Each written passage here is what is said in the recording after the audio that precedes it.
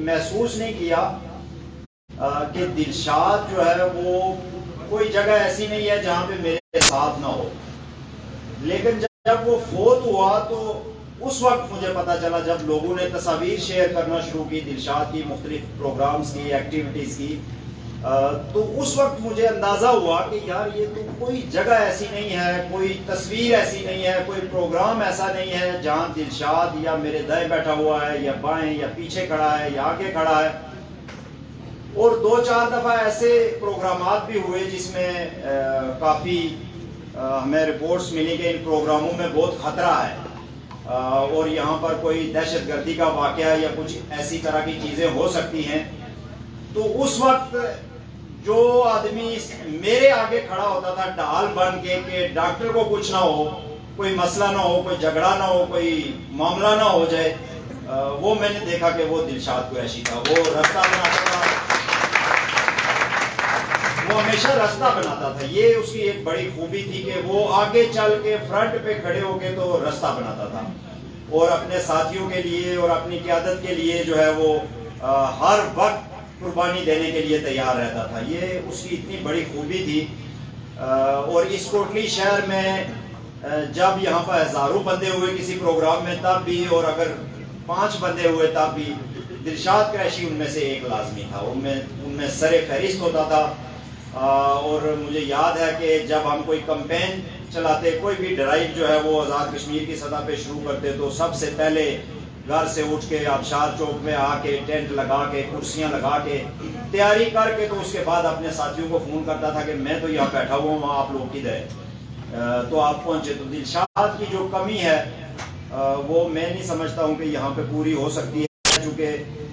جس طرح دوستوں نے کہا کہ زندگی کے ہر شعبے میں اس کے تعلقات تھے اور وہ وہاں پہ پہنچتا تھا، وہاں پہ اپنی موجودگی کا احساس دلاتا تھا. وہ کوئی ایسا آدمی نہیں تھا کہ جس کو نظر انداز کر دیا جائے. جو جہاں پہ اگر وہ جائے تو دلشاد کو نظر انداز کرنا مشکل تھا، چاہے وہ ڈی سی کا دفتر ہو، چاہے وہ تھانہ ہو، چاہے وہ ہاسپٹل ہو، چاہے وہ چوک ہو. دلشاد قریشی بالکل پرومیننٹ رہ کر، نمایاں رہ کر اور بولنے والا آدمی تھا. اور یہ تجربہ میرے ساتھ درجنوں دفعہ یہ ہوا کہ ہم کہیں بھی جب کسی ایڈمنسٹریشن کے ساتھ یا کسی جگہ پہ بھی ہم پھنستے تھے یا ہم بات چیت کرنے جاتے تھے تو ہمارا جو سہارا ہوتا تھا یا ہماری جو رستے ہموار کرتا تھا وہ دلشاد تھا. اور اس میں یہ کوالٹی تھی کہ اس میں برداشت تھی بہت، وہ بہت زیادہ صبر کرتا تھا. ایک سیاسی کارکن میں جو جس برداشت کی ضرورت ہوتی ہے وہ برداشت دلشاد میں تھی. اور وہ معاملہ فہم آدمی تھا، وہ ہر معاملے کو سلجھانے کے لیے اپنے آپ کو پیش کرتا تھا. کبھی میں نے یہ نہیں دیکھا کہ کسی کوئی خراب سے خراب معاملہ جہاں پہ دلشاد قریشی آیا ہو یا ہم نے اس کو بولا ہو کہ آپ یہ اس معاملے کو دیکھیں تو وہ اس نے نہ سلجھایا ہو. تو اللہ کریم کی اپنی ایک نظام ہے، ایک دنیا ہے، ایک معاملہ ہے. وہ کس کو کب لیتا ہے، کس سے کتنا کام لیتا ہے، کس سے کتنا جو ہے وہ اس کو وقت دیتا ہے، یہ اس کا اپنا ایک نظام ہے. ہم اس پہ افسوس ہی کر سکتے ہیں اپنے ساتھی پہ، لیکن مجھے یہ فخر ہے کہ وہ مرنے کے باوجود بھی اپنا کام کر رہا ہے. اور آج جب اس کے خاندان کے خواتین و حضرات یہاں پہ تشریف لائے ہیں تو ہمارا دل بہت بڑا ہے اور ہمیں احساس ہوا ہے کہ دلشاد جو ہے وہ زندہ ہے اور دلشاد اپنا کام جو ہے وہ جاری رکھے ہوئے ہے. اور دلشاد کے جو عزیز و اقارب نوجوان ہیں ان سے بھی ہماری یہی توقع ہے کہ وہ دلشاد کے مشن کے لیے اس مقدس تحریک کے ساتھ دامے دل میں سکنے جو ہے وہ تعاون کرتے رہیں گے. اور میں شکریہ ادا کرتا ہوں ہماری میڈم جو تشریف لائی ہیں، انہوں نے بھی بہت اچھے انداز سے اس تحریک کے اوپر گفتگو کی. اور دلشاد چونکہ ان کا بھتیجا ہے تو اس حوالے سے بھی انہوں نے اپنے الفاظ آپ کے سامنے رکھے. یہ تحریک جو ہے یہ اس قوم کے لوگوں کی امانت ہے. اور دلشاد جو کچھ کرتا تھا وہ اس لیے کرتا تھا کہ ہر انقلابی کو، ہر آزادی پسند کو یہ کام کرنا ہے، اس کو یہ کام کرنا آنا چاہیے. اگر آپ کسی کی مدد نہیں کر سکتے، اگر آپ کسی بھولے ہوئے کو رستہ نہیں دکھا سکتے، کسی مجبور، کسی لاچار کا سہارا نہیں بن سکتے تو آپ انقلابی کیسے بن سکتے ہیں؟ یعنی اگر آپ کا دل کسی ناانصافی پہ کانپتا نہیں ہے، کسی مجبور کو دیکھ کر آپ کا دل جو ہے وہ پسیجتا نہیں ہے، تو آپ ایک انقلابی نہیں ہیں، آپ ایک آزادی پسند پھر نہیں ہیں۔ تو دلشاد اپنے قول و فعل سے جو ہے وہ ایک انقلابی اور ایک آزادی پسند آدمی تھا۔ اور میں گزارش کروں گا لبریشن فرنٹ کے سارے دوستوں سے کہ دلشاد کے نقش قدم کو جو ہے وہ فالو کرنا یہ بہت زیادہ ضروری ہے، اس لیے کہ یہ قوم جو ہے وہ اس کی آپ سے کچھ توقعات ہیں، اور جب آپ آزادی کی بات کرتے ہیں تو آزادی سے مراد جو ہے وہ ایک فرد سے لے کے ایک پوری قوم تک کی آزادی ہے، اس کے مسائل کا حل ہے، اس کے لیے ایک بہتر دنیا قائم کرنے کی کوشش ہے، اس کی زندگی میں بہتری لانے، خوشیاں لانے کی کوشش ہے، یہ آزادی کی جدوجہد ہے۔ آزادی کی جدوجہد سے مراد ہرگز ایک رقبے کا ہی حصول نہیں ہے، چونکہ انسانوں کے بغیر رقبے کی کوئی اہمیت نہیں ہے، لوگوں کی زندگیوں کی بہتری کے بغیر کسی معاشرے کی کوئی اہمیت نہیں ہے۔ تو ہمیں جو ہے وہ یہ جدوجہد ایک فرد سے لے کے ایک پوری قوم تک، ان سرحدوں پہ جن پہ ہمارا قبضہ ہے وہاں تک، جن اداروں پہ قبضہ گروپ جو ہے وہ قابض ہے وہاں تک، جن گلی محلوں اور چوکوں میں غلامی کے سائے جو ہے وہ پھیلے ہوئے ہیں وہاں تک ہمیں اس جدوجہد کو ہر صورت میں لے کر چلنا ہے۔ یہی ہمارا جو ہے وہ دلشاد کی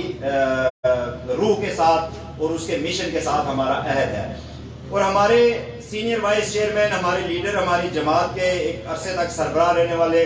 محترم عبدالحمید بٹ صاحب، ان کی بھی دوسری برسی ہے، وہ بھی 2020 کے دسمبر میں ہم سے الوداع ہوئے، اور ان سے بھی ہم نے بہت کچھ سیکھا۔ 12 سال انہوں نے بھارتی مقبوضہ کشمیر میں جیل کاٹی، جس میں انہوں نے شہید کشمیر مقبول بٹ صاحب کے ساتھ سفر کیا، یہ سیز فائر لائن کراس کی، پکڑے گئے، اور پھر واپس آ کے بھی اس تحریک کے ساتھ اسی بے غرضانہ انداز سے جو ہے وہ جڑے رہے۔ تو آج ہم ان کو بھی خراج عقیدت اور خراج تحسین پیش کرتے ہیں۔ یہ تحریک جو ہے، میں آپ سے یہ کہنا چاہتا ہوں کہ یہ ان قربانیوں کی مرہون منت ہے، اس میں بے شمار قربانیاں ہیں۔ یہ 47 سے لے کے آج تک یہ جو 76 سال ہیں، اس میں ہم میں سے ہر فرد چونکہ اپنی ذاتی زندگی کے حصار میں ہوتا ہے، اور بہت کم لوگ جو ہیں وہ اجتماعی طور پر دیکھتے ہیں چیزوں کو، یا تاریخ کے ساتھ یا واقعات کے ساتھ اپنے آپ کو جوڑے رکھتے ہیں، لیکن وہ لوگ جو 47 میں جنہوں نے لاکھوں کی تعداد میں جو ہے وہ ہجرت کی اور قربانیاں دی، وہ جنہوں نے 65 میں ہجرت کی اور قربانیاں دی، جنہوں نے 71 میں ہجرت کی اور قربانیاں دی، اور جنہوں نے 88 میں ہجرت کی اور قربانیاں دی، اور ایک اور ہجرت جو ہم پہ اضطراری طور پہ مسلط کر دی گئی ہم پہ، کہ ہمارا اس ریاست کے اندر رہنا رکنا جو ہے وہ ناممکن بنانے کی کوشش کی گئی، اور کوشش یہ کی گئی کہ یہاں کا نوجوان جو ہے وہ یہاں سے باہر جائے، اس کو یہاں پہ روزگار نہ ملے، وہ یہاں سے نکلے اور ایک جبری طور پر مسلط کی گئی ہجرت کا شکار ہو جائے۔ تو یہ جو قربانیاں ہیں یہ ان قربانیوں کے علاوہ ہیں۔ جو جموں کشمیر لبریشن فرنٹ نے جو قربانیاں دیں ان کی ایک طویل فہرست ہے، لیکن اس قوم کی قربانیوں کی بھی ایک طویل داستان ہے، اور یہ ہم نے دی تھی اپنی ڈگنیٹی کے لیے، اپنے وقار کے لیے، اپنے تشخص کے لیے، اپنے بچوں کے بہتر مستقبل کے لیے، آنے والی نسلوں کے بہتر مستقبل کے لیے، تاکہ کل ہمارے بچے بھی جو ہے وہ ایک آزاد فضا میں سانس لے سکیں۔ ہمارے بچے آج دنیا میں جب کوئی بھی ایک ملٹی نیشنل ایونٹ ہوتا ہے، کوئی سپورٹس کا معاملہ ہوتا ہے، کوئی کلچرل معاملہ ہوتا ہے، یونائٹڈ نیشن کا اجلاس ہوتا ہے،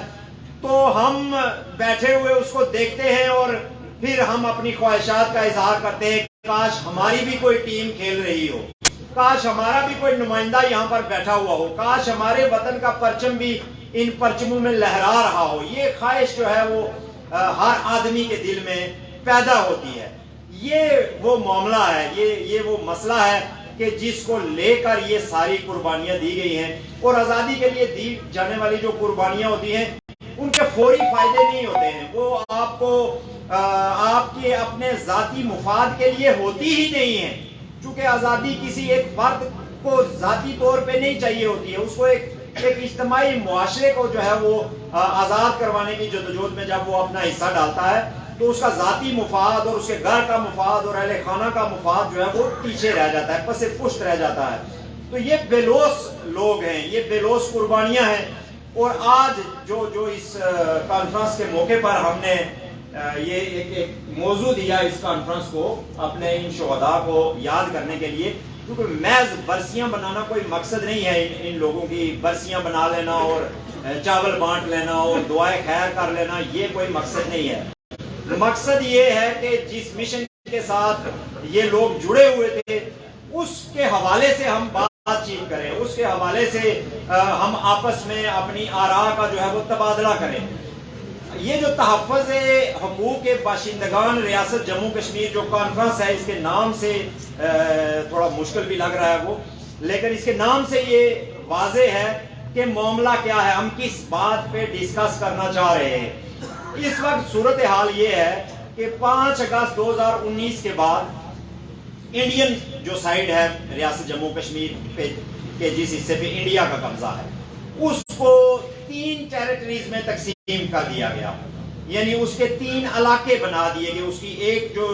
یونیفائڈ شکل تھی اس کو توڑ کے لداخ کو الگ کیا گیا اور جموں کو الگ کیا گیا اور ویلی کو الگ کیا گیا.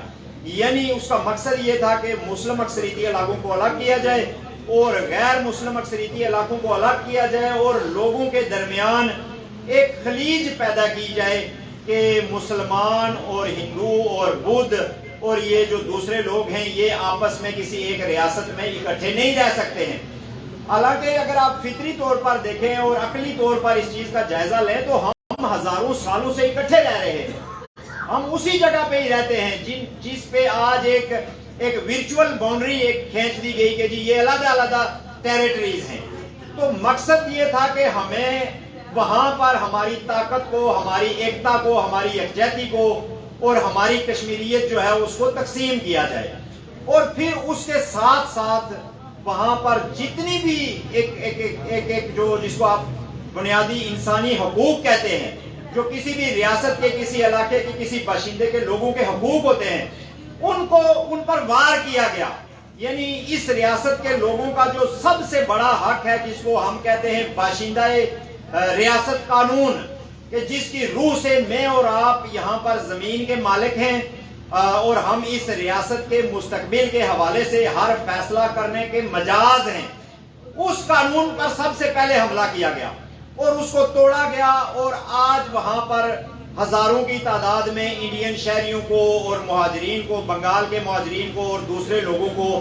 فاشسٹوں کو وہاں پہ لا کے آباد کیا جا رہا ہے. لوگوں کو کالونیز میں الگ الگ سے رکھ کر تو ان کی ذہن سازی کرنے کی کوشش کی جا رہی ہے. آپ نے دیکھا ہوگا پچھلے عرصے میں ایک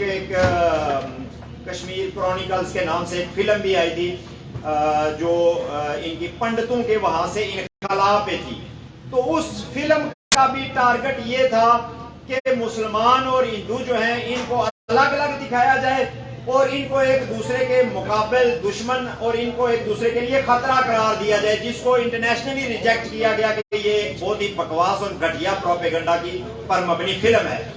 پھر اس کے بعد ساری کی ساری وہاں پر جو بیوروکریسی ہے، جو انتظامیہ تھی، جو تھانے میں لوگ تھے، جو اداروں میں لوگ تھے، جو ٹیچرز تھے، ان میں سے بلک کو جو ہے وہاں سے دور کیا جا رہا ہے، ہٹا کے انڈیا کی ریاستوں میں بھیجا جا رہا ہے اور انڈین لوگوں کو، مقامی لوگوں پر حکومت کرنے کے لیے وہاں پہ لایا جا رہا ہے. اور اسمبلی کو ڈیزالو کر کے اور وہاں انتخابات نہیں کروائے گئے بلکہ ایک لیفٹیننٹ گورنر جو ہے وہ وہاں پہ مقرر کر دیا گیا. تو اب پورے کا پورا پلان یہ ہے کہ اس کو انڈیا بنایا جائے اور ان لوگوں کو الگ الگ دکھایا جائے. یعنی کہ یہ کوئی ریاست نہیں ہے، یہ کوئی علاقہ نہیں ہے، بلکہ یہ انڈیا کا حصہ ہے. اب اگر اس طرف آئیں تو آپ کو ایگزیکٹلی ایسی ہی پکچر جو ہے وہ یہاں پہ پینٹ ہوتی ہوئی نظر آ رہی ہوگی. جن لوگوں کو جو صاحب نظر ہیں، جن کو نظر آتا ہے، ان کو نظر آ رہا ہے کہ گلگت بلتستان میں کیا ہو رہا ہے. وہ ریاست جموں کشمیر کا علاقہ ہے، ایک متنازع جو ریاست ہے جس کے بارے میں پاکستان کا ایک موقف رہا ہے ہمیشہ سے کہ اس ریاست کے لوگوں نے فیصلہ کرنا ہے کہ خود ردیت، ہم کشمیریوں کے ساتھ ہیں، ہم ان کی پشت پر ہیں، ہم فلاں ہیں فلاں ہیں. تو یہ وہ ڈیزائن انڈیا والا اس وقت مقبوضہ کشمیر کے اندر بھی چل رہا ہے اور اس وقت وہ ڈیزائن گلگت بلتستان میں بھی تیزی سے اس پہ کام ہو رہا ہے. زمینوں پہ قبضے ہو رہے ہیں، باشندہ ریاست کو بالکل ایبالش کر دیا گیا ہے اور پٹھانوں کو، پنجابیوں کو اور غیر مقامی باشندوں کو وہاں پر لا کر نہ صرف آباد کیا جا رہا ہے بلکہ انہیں عہدے دیے جا رہے ہیں, انہیں ایڈوائزر بنایا جا رہا ہے, انہیں بڑی اہم جگہ جو ہیں, خاص کر جو معدنیات سے متعلقہ, جو زمینوں سے متعلقہ, جو ریسورسز سے متعلقہ جگہ ہیں, وہاں پر جتنے لوگ لائے جا رہے ہیں وہ غیر مقامی لوگ لائے جا رہے ہیں. اور یہی تجربہ آزاد کشمیر میں کرنے کی کوشش کی جا رہی ہے 1 سال سے. آپ نے سنا ہوگا پچھلے سال بڑی اس پہ احتجاج ہوا, ٹورزم ڈیولپمنٹ اتھارٹی ایک ادارہ بنانے کی کوشش کی گئی جس میں فوجیوں کو رکھ کر ان کے لیے زمینیں الاٹ کرنے کی کوشش کی جا رہی ہے. آپ کا یہ جو بجلی کا محکمہ ہے اس کو لاہور الیکٹرک سپلائی کارپوریشن کو بیچنے کی جو ہے وہ ایک سازش کی گئی ہے. حکومت آزاد کشمیر جو اس سے پچھلی حکومت تھی اس نے پیسے لے کر لیسکو سے تو یہ پورے کا پورا محکمہ برقیات اور اس کی بلنگ اور اس کا سارا کچھ جو ہے وہ ان کے حوالے کیا, اور معاہدہ یہ کیا کہ جب اگلی حکومت آئے گی تو اس میں آپ اس کو آپریٹ کرنا شروع کیے گا, جو ہم اس کو اس وقت افورڈ نہیں کر سکتے ہیں. لوگوں میں غم و غصہ ہے اس حوالے سے. تو آج اگر آپ اپنے بجلی کے بل دیکھیں اور آنے والے دنوں میں جب آپ اپنے بجلی کے بل دیکھیں گے تو آپ کو اندازہ ہو جائے گا کہ یہ ہو کیا رہا ہے ہمارے ساتھ. تو یہاں پر بھی اب باشندہ ریاست قانون کو اور یہاں جو خالصہ سرکار اور شاملات کے نام پر زمینیں ہیں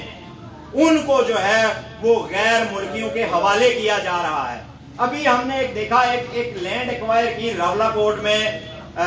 یہ جو پی ٹی آئی کی حکومت ہے اس نے کوئی نیا پاکستان پروجیکٹ جو ہاؤسنگ وغیرہ بناتے ہیں اس کا جو نوٹیفیکیشن آیا ہے اس میں وہ زمین جو ہے 2000 روپے کنال لی گئی ہے. یہ آج کی بات ہے, یہ کوئی سینکڑوں 50 سال 20 سال پہلے کی بات نہیں ہے, یہ میں آپ کو کل کی بات بتا رہا ہوں جو نوٹیفیکیشن آیا. 2000 روپے کنال پہ جو ہے وہ کوئی 700 کنال زمین وہ لے کے تو اس پروجیکٹ کے حوالے کی جا رہی ہے جہاں پہ ریٹائرڈ فوجیوں کو اور دوسرے لوگوں کو اور پاکستان سے آئے ہوئے لوگوں کو جو ہے وہ بسانے کی کوشش کی جا رہی ہے. اگر آپ یہاں پر یہ اس چوک سے جب آپ اس ہوٹل سے باہر نکلیں گے, آج تو ہر بارش ہے تو شاید ایسا ماحول نہ ہو, لیکن یہاں سے لے کے اڈے تک, پھر حسن روڈ پر, پھر آپ وہ جو لنڈے بازار والا بازار ہے اس پر, یہ مین بازار ہے کوٹلی کے, اگر آپ یہاں پر دیکھیں تو پورے کا پورا دن جو ہے وہ غیر مقامی اور غیر ملکی لوگوں کا یہاں پہ قبضہ ہوتا ہے, ریڑیوں کی شکل میں اور سزوکیوں کی شکل میں اور رکشوں کی شکل میں اور لنڈو کی شکل میں اور پتہ نہیں کیا کیا جو ہے وہ ایک سلسلہ گزرنا لوگوں کا محال ہو گیا. اب یہ نارملی آپ کو یہ نارمل نظر آتا ہے, کوئی مسئلہ نہیں ہے, یہاں پہ 50 ریڑیاں شہید چوک میں لگی ہوئی ہیں, 100 رولی گلی میں لگی ہوئی ہیں, ادھر لگی ہوئی ہیں اور وہ لوگ, لیکن یہ ایک پورا پلان ہے. یہ وہ پلان ہے کہ جب آپ اس کے خلاف آواز اٹھائیں گے تو تب آپ کو پتا چلے گا, جب کوئی موومنٹ بنے گی تو تب آپ کو پتا چلے گا کہ یہ لوگ تو اس موومنٹ کو کچلنے کے لیے یہاں پہ بیٹھے ہوئے, یہ لوگ تو آپ کو مارنے کے لیے, آپ کے بچوں کو اغوا کرنے کے لیے, آپ کی جائیدادوں پر قبضہ کرنے کے لیے اور یہاں سے لوٹ کر لے جانے کے لیے یہاں پر آئے ہوئے, مشن کے تحت آئے ہوئے. ہمارا کوئی کسی سے کوئی ایسا وہ نہیں ہے, کوئی دشمنی کے جس کو ہم نسل پرستی کہتے ہیں کہ ہم پنجابیوں سے نفرت کرتے ہیں, ہم پٹھانوں سے نفرت کرتے ہیں. یہاں بے شمار پنجابی ہیں جو دکانیں کر رہے ہیں, بے شمار پٹھان ہیں جو دکانیں کر رہے ہیں, جو قانونی طور پہ جو ایک طریقہ کار ہوتا ہے اس کے تحت یہاں پر جو ہے وہ موجود ہیں. ہمارا کوئی ان سے جھگڑا نہیں, آج تک کوئی ایسا واقعہ نہیں ہوا ہے, لیکن ہزاروں کے حساب سے ان رجسٹرڈ ان نون لوگ اس ایک شہر میں موجود ہیں. آپ باقی آزاد کشمیر کو چھوڑیں, مظفر آباد کی تو حالت ہی غیر ہے,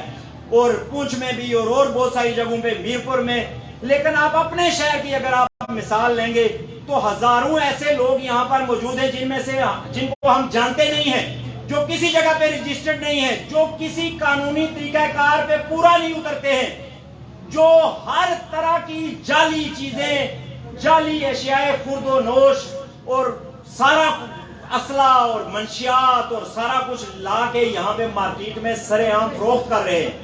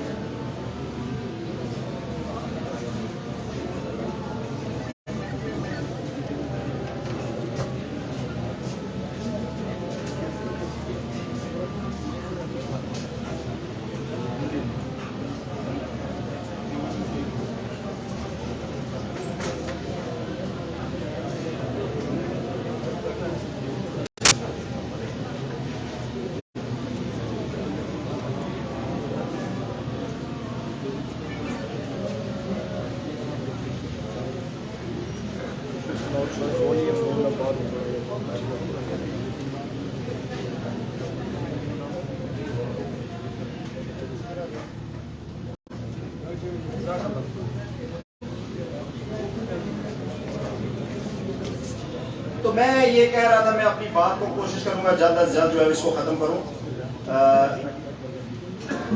کیوبا میں چی گویرا نے جو ہے وہ اور فیدل کاسٹرو نے انقلاب لایا اور وہاں دی اور جو ہے وہ آزادی حاصل کی. پھر وہ ساتھ جو دوسرے ملک تھے لیٹن امریکہ کے، وہاں کی جو تنظیمیں تھی جو کوشش کر رہی تھی انقلاب کے لیے یا آزادی کے لیے، وہ ان کی مدد کرنے کے لیے بھی نکل پڑا. یہ ہے اس وقت کہ یہاں پہ بہت سارے لوگ ہو رہی ہیں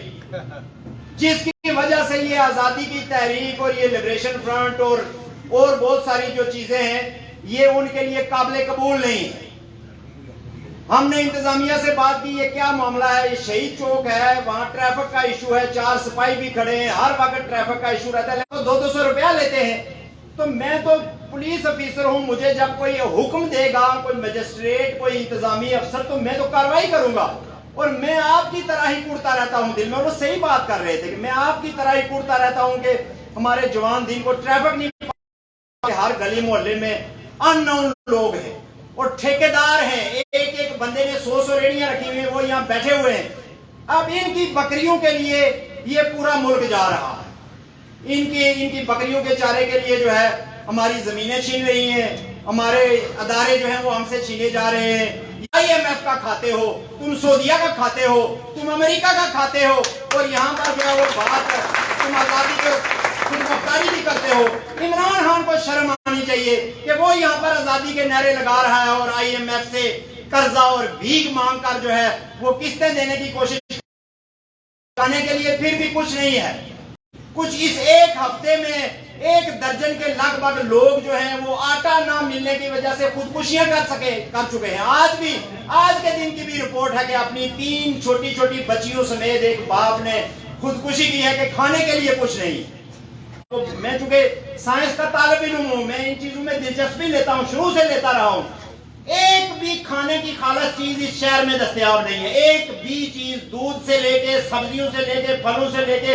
ادویات تک. مرتے ہوئے آدمی کو جعلی ادویات یہاں پہ لگائی جاتی ہے، اور یہ سارا دھندا اسلام آباد سے لے کے لاہور تک یہ جو پٹی ہے اس پہ لوگ بیٹھے ہوئے ہیں. یہ دن بھر جو ہے وہ اپنے بندے ادھر بھیجتے رہتے ہیں اور آ کے لوگوں کو سستی چیزیں، سگریٹ بھی جعلی، انڈے بھی جعلی، آٹا بھی جعلی، ہر چیز جعلی جو ہے وہ مل رہی ہے. تو یہ کیوں ہم اپنے زہر جو ہے وہ اپنے پیٹوں میں، اپنے بچوں کے پیٹوں میں ڈال رہے ہیں پیسے دے کر؟ ہمارے پاس کسی کشمیری کے پاس کوئی ایسا راشن کارڈ نہیں ہے کہ اس کو مفت کوئی چیز مل رہی ہو، یا وہ فری لے رہا ہو، فری لے رہا ہو، یا کوئی اور سہولت جو ہے یہ سٹیٹ یا اس کی یہ جو آگے کٹ پتلی یہاں پر بیٹھی ہوئی ہے یہ آپ کو دے رہی ہو. ہم سے صرف چھینا جا رہا ہے ٹیکسوں کی شکل میں، پیسوں کی شکل میں، اور ان پیسوں کے بدلے بھی ہمیں جو چیز دی جا رہی ہے وہ جینون نہیں ہے، وہ اوریجنل نہیں. کہ ہندوستان اور پاکستان کا یہاں پر قبضہ ہے، سہولت کار پیدا ہوتے رہیں گے. یہ سارا جو جتنی مافیاز ہیں یہ آپ کے گھروں تک پہنچ جائیں گی، یہ پہنچ رہی ہیں. لوگ لٹ رہے ہیں، ان کے بچے اغوا ہو رہے ہیں، ان کے بچے قتل ہو رہے ہیں، چوریاں ہو رہی ہیں. اس کوٹلی میں میری کوئی عمر اتنی زیادہ نہیں ہے، 50 سال میں ابھی ہوں گا اس اپریل میں جا کے. اس کوٹلی میں میں نے جو ہے وہ اپنے بچپن میں لڑکپن میں 4 دیواری بہت کم دیکھی تھی. گھروں کے بیڑے ہوتے تھے اور وہ کھلے ہوئے ہوتے تھے اور ان کے اندر سے رستے گزرتے تھے اور ان کے اندر ہی سارا کچھ ہوتا تھا. ہمارے پورے کا پورا محلہ جو ہے وہ ایک فیملی کی طرح رہتا تھا. آج 2 مرلے کا مکان جو ہے اس کے اوپر بھی خاردار تاروں کی اور کیمروں کی اور کانچ کی جو ہے وہ دیواریں لگی ہوئی ہیں. کون سا ایسا گھر ہے جو یہ محسوس کر رہا ہے کہ 4 دیواری کے بغیر میں محفوظ ہوں؟ مکان جتنا خرچہ اس کو جو ہے وہ باؤنڈری وال لگانے پہ آ رہا ہے. اور یہ جو ہم میں یہ معاملہ ہے جو میں نے آپ کے سامنے، ڈر کی وجہ اجنبی ہیں، اس ڈر کی وجہ غیر ملکی لوگ ہیں، وہ بااثر ہیں، ان کے پاس پیسے ہیں، ان کے پاس جو ہے وہ اسلحہ ہے، ان کے ساتھ ایجنسیاں ہیں. تو اس کا مقابلہ کرنے کے لیے جو ہے یہ ساری جدوجہد کی جا رہی ہے. یہ آپ کے آپ کے آنے والی نسلوں، آپ کے بچوں کے لیے، آپ کی حفاظت کے لیے گھر پہ بیٹھ کر کھانے کے لیے اگر اتنے جو وسائل ہیں ہمارے پاس، اگر وہ کسی لا کے تحت، کسی قانون کے تحت ہم ان کو استعمال میں لا سکیں، ان پہ ہمارا تصرف ہو، تو ہم اپنا جو ہے وہ شب و روز ان کو روشن کر سکتے ہیں۔ ہمارے دریاؤں پہ آپ نیلم سے گنا پانی استعمال کر سکیں، یہ اختیار بھی نہیں دیا ہمارے پاس، یہ اختیار بھی نہیں ہے کہ ہم اپنی مرضی سے اپنے نمائندے کھڑے کر سکیں اور منتخب کر سکیں۔ ہمارا آدمی بھرتی ہونے جاتا ہے تو سب سے پہلے یہ جو یہاں پہ جو پھرتے ہیں یہ امن میں اور دوسرے علاقوں میں، یہ تیسرا آیا باجوہ، تو محفلیں نعتیں رکھ کے یہاں پہ مولویوں نے بھی باجوہ صاحب پتہ نہیں کتنے عظیم آدمی ہیں اور یہ ہیں اور یہ ہیں۔ آج پاکستان کا بچہ اس کو گالیاں دے رہا ہے۔ آج سوشل میڈیا پہ جائیں، ٹویٹر پہ جائیں، فیس بک پہ جائیں، جتنے میمز اس کے بن رہے ہیں، جتنی اس کی جو ہے وہ وردی اتاری جا رہی ہے، اتنی شاید ہی کبھی کسی کی اتاری جا رہی ہے، اور ابھی ایک نیا آ گیا ہے۔ تو یہ جو یہاں پہ چمچے کڑچے بیٹھے ہوئے صبح شام اٹھتے ہیں اور سب سے پہلے پاک فوج کی عظمت کو سلام پیش کرتے ہیں اور سب سے پہلے بیان دیتے ہیں اگر یہ نہ ہو تو پتہ نہیں کیا ہو جائے۔ وہ بھائی ہو گیا ہے، وہ جو کیا تم کہہ رہے تھے نا کہ پتہ نہیں کیا ہو جائے، وہ ہو چکا ہے پاکستان میں۔ لوگ بھوکے مر رہے ہیں، لوگ سڑکوں میں رول رہے ہیں، گھروں میں پانی گھسا ہوا ہے 6 مہینے سے، وہاں جانے کے لیے کوئی بندہ نہیں ہے، اور یہ بندر کشتی کر رہے ہیں کبھی پنجاب اسمبلی میں اور کبھی وہاں پہ۔ تو ان کی یہ جو گند ہے اس کو یہاں پہ لا کے تو کوئی فلانا شیر کشمیر اور جمہوری پتہ نہیں سالار جمہوریت اور غازی ملت اور یہ وہ سارے جو جتنے بھی چور اچکے ہیں، بدماش کھانے والے کمیشن ایجنٹس،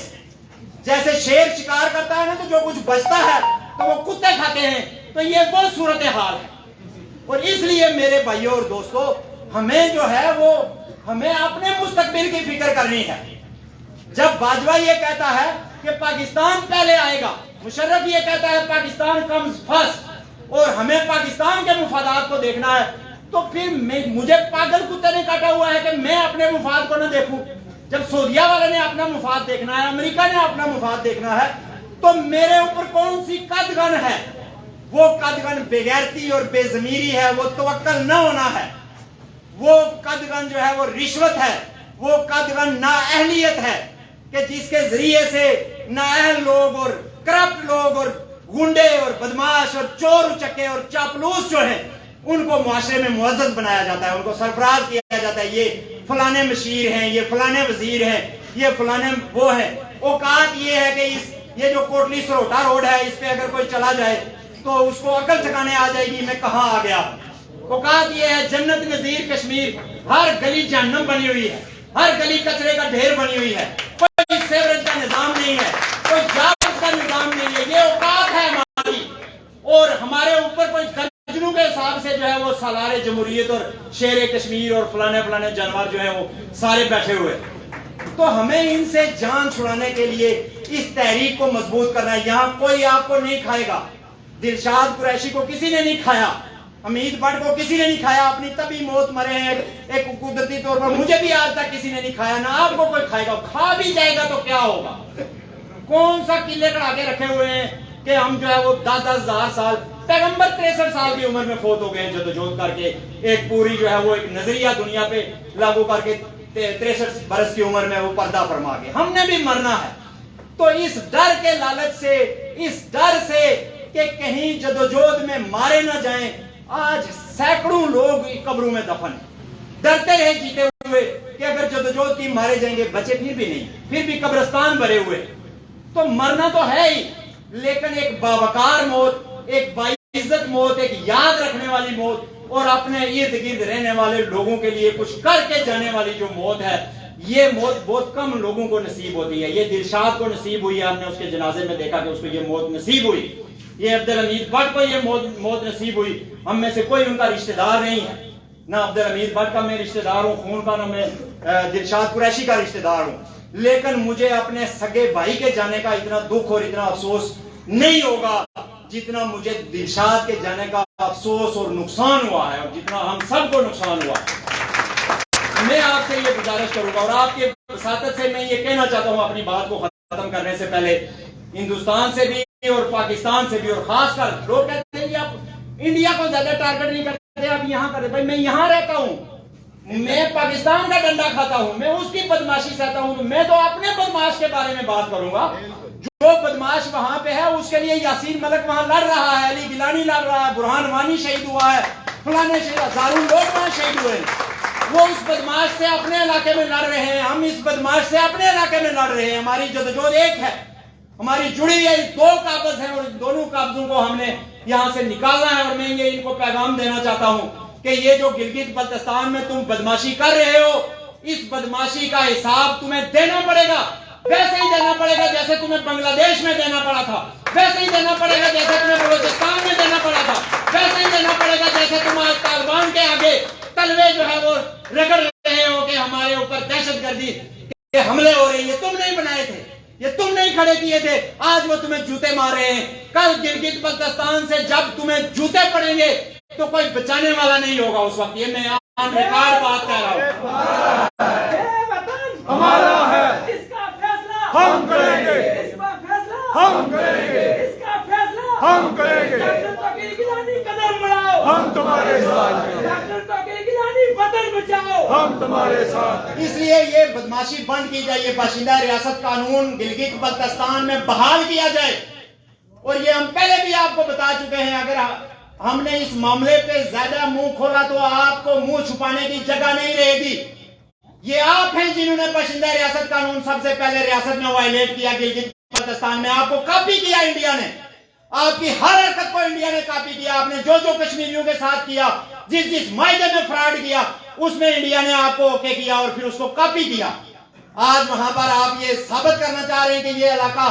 गिलगित बल्तिस्तान जो है ये रियासत जम्मू कश्मीर का नहीं है, पाकिस्तान का है। कल इंडिया ये साबित करेगा कि लद्दाख जो है वो रियासत जम्मू कश्मीर का नहीं है, या जम्मू जो है उसके हिंदू ये रियासत जम्मू कश्मीर के नहीं है, ये लादे हैं। तो ये जो तकसीम का प्लान है, ये जो जबर का प्लान है, इसको बंद किया जाए। रियासत जम्मू कश्मीर में मजमूई तौर पर गिलगित बल्तिस्तान में बाशिंदा रियासत कानून जो है वो उसको बहाल किया जाए। और आजाद कश्मीर भर में जहां जहां ये जाली शनाख्ती कार्ड बनाए जा रहे हैं, ये जाली वोटर लिस्टें बनाई जा रही हैं, ये जाली जो है वो बाशिंदा रियासत बनाकर जो गैर मुल्कियों को यहाँ पे शरीयत दी जा रही है, इसको बंद किया जाए। और मैं ये वार्न करता हूँ इन सारे लोगों को जो इस अमल में शरीक हैं, जो भी गैर मुल्की इस अमल में शरीक है, वो अपनी जान और माल की हिफाजत का खुद जिम्मेदार है। ये मैं कहना चाहता हूँ कि कल जब यहाँ पर कोई मसला होगा तो फिर वहां पर इनकलाब में और आजादी की तारीखों में फिर इंसानी हकूक नहीं बचते हैं। फिर मैं चाहूं भी अगर कि मैं रोकूं लोगों को तो ये ना करें तो वो नहीं रोक पाएंगे, वो वैसा ही होगा फिर जैसा बांग्लादेश में हुआ था। इसलिए यहाँ पे कारोबार करो, यहाँ पे आओ, यहाँ सियाहत करो, जो मर्जी करो कानून के मुताबिक, लेकिन हमारी रियासत का जो एक तशख्खुस है उसको अगर आपने खराब करने की कोशिश की, हम आपकी दुकानों पे आएंगे, हम आपके घरों पे आएंगे और आपको जूते मारेंगे वहां पर और गलियों से बाहर निकालेंगे। फिर ये मत सोचना कि पेशावर से कोई आएगा बड़ा खान बंदूकें लेकर और तुम्हें यहाँ से बचाएगा, या पंजाब से कोई जो है वो किसी चकले का गुंडा आएगा और यहाँ पर आकर तुम्हें बचाएगा। नहीं बचा सकता है। फिर यहाँ से निकलने के रास्ते बहुत कम हैं। इसलिए ये एसडीएम की अदालतों में क्लर्कों को पैसे देकर जाली बाशिंदा रियासत सर्टिफिकेट बनवाना बंद करो और ये जाली शनाख्ती कार्ड बंद करो और वोटर लिस्टों में से इनका अखराज करो, नहीं तो हम तुम्हारे दफ्तरों और तुम्हारे घरों में आके बैठेंगे। मैं बिल्कुल ये बात दो टोक और वाजे करना चाहता हूं और जेकेएलएफ के हर साथी से ये कहता हूं कि इस बदमाशी के खिलाफ वो बोले, वो खड़े हुए इस बदमाशी के खिलाफ आवाम को मुनज़्ज़म करें और हमारे घरों और जमीनों पे जो कब्जे करने की कोशिश की जा रही है इसके खिलाफ आनी दीवार बन जाए। और इंशाअल्लाह ताला ये जदोजहद जो है इंडिया और पाकिस्तान की अफवाज के मुकम्मल इनखला तक, बैक वक्त और मुकम्मल इनखला तक इसको हर कीमत पे जारी रखेंगे। हम नहीं जारी रखेंगे तो हमारे बच्चे जारी रखेंगे, दिलशाद नहीं जारी रख सका तो फैज जारी रखेगा, मैं नहीं जारी रख सका तो दीवान जारी रखेगा। लेकिन हम इन सब के लिए आजादियां लेंगे, हम मकबूल भट्ट के बच्चों के लिए आजादी लेंगे, हम अमीर भट्ट के बच्चों के लिए आजादी लेंगे, हम दिलशाद कुरैशी के बच्चों के लिए आजादी लेंगे, हम इशफाक वानी के बच्चों के लिए आजादी लेंगे और यासीन मलिक की बच्ची के लिए भी आजादी लेकर दम रहेंगे इंशाअल्लाह ताला। और आज की इस कॉन्फ्रेंस के आखिर पर मैं आप सबको और आपकी वसातत से अपने चेयरमैन मोहम्मद यासीन मलिक को اور ہماری جتنی بھی جو سینٹرل لیڈرشپ ہے، الطاف قادری صاحب، راجہ مظفر صاحب، عظمت خان صاحب، ہمارے زونز کے جتنے بھی لوگ ہیں، ان کو بھی جو ہے وہ خراج تحسین، ان کی جدوجہد پر خراج عقیدت پیش کرتے ہوئے ان سے گزارش کروں گا کہ قوم آپ کی طرف دیکھ رہی ہے، اس جدوجہد کو آخری مرحلے میں، کامیابی کے مرحلے میں لے جانے کے لیے اب ہمارے پاس وقت نہیں ہے، ہمیں آگے بڑھنا ہوگا اور ہمیں ان کو یہاں سے عوامی حمایت سے در بدر کرنا ہوگا۔ ایک دفعہ پھر آپ کا بہت بہت شکریہ۔